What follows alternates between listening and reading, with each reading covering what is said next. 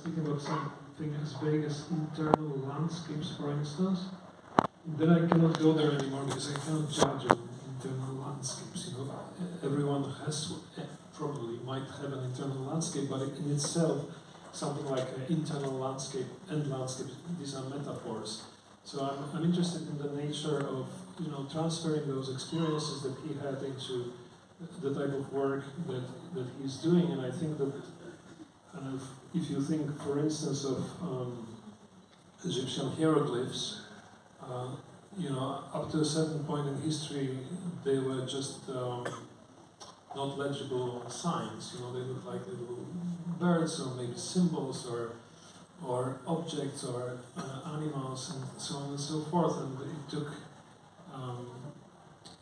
this moment when the Rosetta Stone was found, and then you could study comparatively three types of script, three forms of writing, and then you could find the exact meaning of the hieroglyphs. So there was a meaning hiding somewhere below those ideograms. And sometimes when I look at the his works, for instance, the work that is here on the left-hand side, as far as I remember, it makes me think about this process of decoding, some forms of ancient writing, but in this case, this is a sort of very personal writing. So the question is to what extent his work is intelligible at all, for others, and to what extent it remains in a very essential way a hermetic work, which I don't, it's not an accusation, it's rather a praise, because I believe that there is a kind of irreducible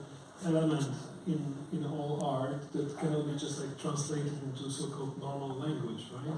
So I think that his work is as much about communicating certain ideas or talking about certain views and making those who look at work, recognize certain things maybe from their own experience, but it's also about withholding the meaning and keeping certain things very much with himself.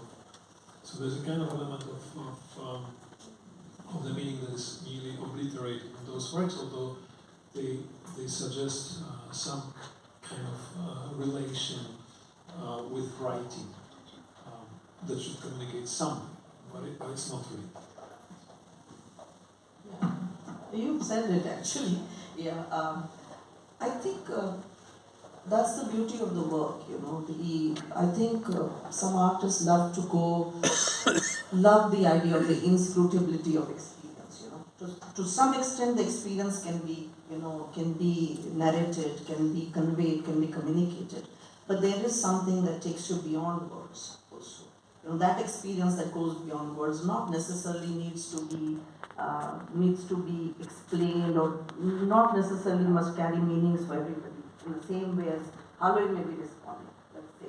But then I've seen a lot of his work where there are so many suggestions and cues which make you enter into his world.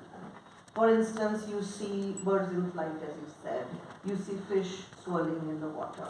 You see sometimes, it's very interesting how he just demarcates spaces in a way that suddenly a piece of land will, suddenly a piece of space may turn into a sheet of water, on which you see reflections of birds' lives.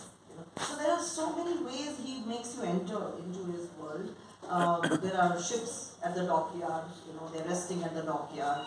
There are fishing nets that you get to see, glimpses of fishing nets. There is perspective of some kind, there's architecture of some kind. And that's also the reason why I call it a constellation of memory fragments. It's not one whole picture as observed or as seen in reality. It's something that when his mind quietens, something gets awakened through memory, through those honorific elements, so to say, that really come to life or come alive in the work, And that's what you then see. And that's also the reason I find it very interesting in Haloi, that it's never a static world. It's not a picture as frozen in time.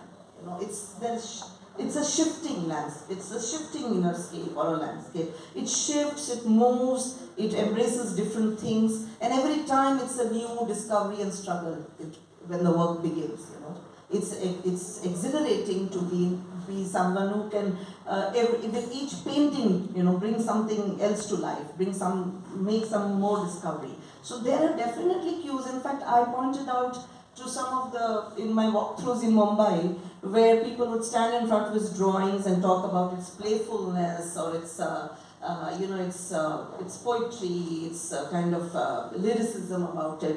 But then sometimes if you pay more attention, you can find, oh, this is a camel that he has drawn, which is an image I had projected also in the film, where you have a triangular a broken triangle, then a broken triangle, and then something like this, and then a hoof here.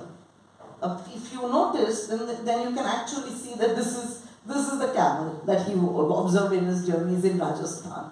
But then it's basically the unfamiliarity, of seeing into abstraction at times. I feel we are so hurried. We are in great hurry to understand it. And I think most of these artists, they work in a very unhurried way. They work with their own pace. They enjoy that introspection, if that is the word. They enjoy this kind of immersion, and what then gets awakened comes to the surface alive. And I also in other ways, when I think just about the elements with which he works, for instance, color. Color is extremely empirical. It's not that it's not a color that you haven't seen in nature. When we see his works, we will remember paddy fields, the yellows of the paddy fields. We can see the greens there. We can see the blues of the deep sea. We see those colors are actually empirical and something that you have observed and experienced. But what he does to them, is not a very ready articulation of the color or of what you have observed in nature or in life. He does something else to it. He creates mysteries beneath the water, like what he wants you to see. Or always this idea of the visible and invisible that he plays with, that there he believes that there is something that is visible, but there is a lot that is invisible in the universe, which he is very much drawn to, the unknowables, as he says. So from the known observations, from keen observations of the known reality, moving into something which is much more mysterious, much more hidden, much more invisible, is what I think he's very interested in, these interstitial spaces, so to say, or passages. I don't know whether this answers something. You spoke about colors and how these colors relate to, for instance, bodies of water or land or rice paddies and such. But I'd like to speak maybe a little about structure. And this structure, to me, has to do with the idea of charting. But before we speak about charting, we can look closer at the notion of, for instance, uncharted land or water. So before the act of naming or dividing land or waters or establishing borders or properties and so forth, you have this mass which is undifferentiated, and maybe only colors and seasonal changes define it. So when the map comes into play, this is becoming political, and my impression in India is that the map is very present. You are constantly confronted with the map of the country in different places, on the street. There's a map, there's different parts of India, there's different borders, there's partitions. So somehow the awareness of the map and how the map changes is very much, at least for an outsider, to me it looks like a part of the Indian experience, and it's kind of a political thing. And now we are talking about Haloi's landscapes, and also we can talk about those landscapes as, on the one hand, it can be like combining the aerial view and central perspective in one work. So we have a camel that is drawn from the side, and this camel is sort of inscribed into something that looks a little bit like map of an area, painted from above, from some kind of other point of view. So, if there is a complexity and certain obliqueness in the way he is dealing with writing, there is also, I think, a very similar type of operation that has to do with the way he approaches the map or a chart of a territory. And I would wonder if this is something that has to do with his early experience and then how he sort of digested the time before the partition. It was obviously a strong political moment, also a personal moment for him.